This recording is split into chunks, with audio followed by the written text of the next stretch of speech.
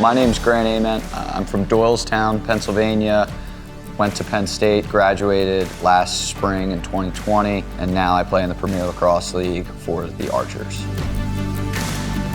My senior year, looking back on it, quite frankly, it sucked. I broke my foot in the fall, had infection, had some really bad complications. I wasn't at 100%, I was probably playing at 60, 70%. You train so hard to get however many games, whether it's 4 games or 40 games, you're still training so hard, and to get that taken away was definitely a pretty difficult process for all of us to go through.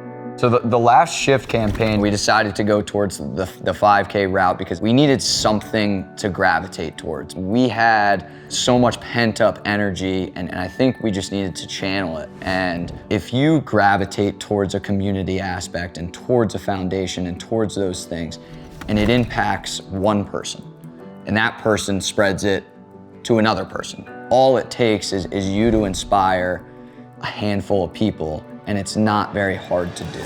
So in terms of being an athlete, I think at this point, it comes hand in hand to be involved with the community.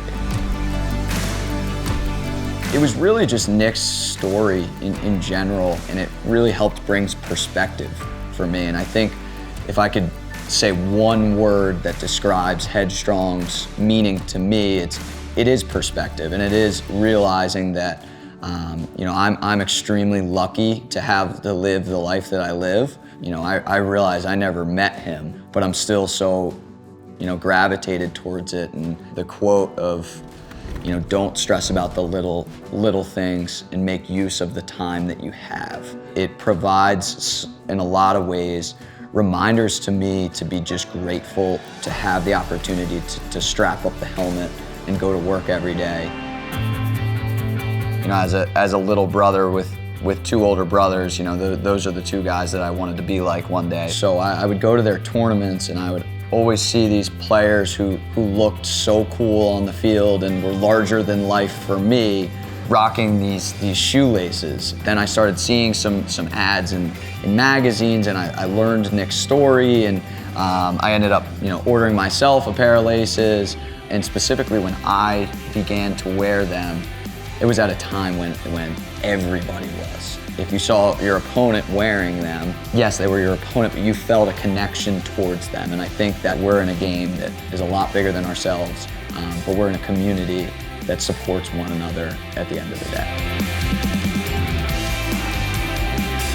Above anything else, I'm a fan of the sport first, and I love the game and how it's evolved.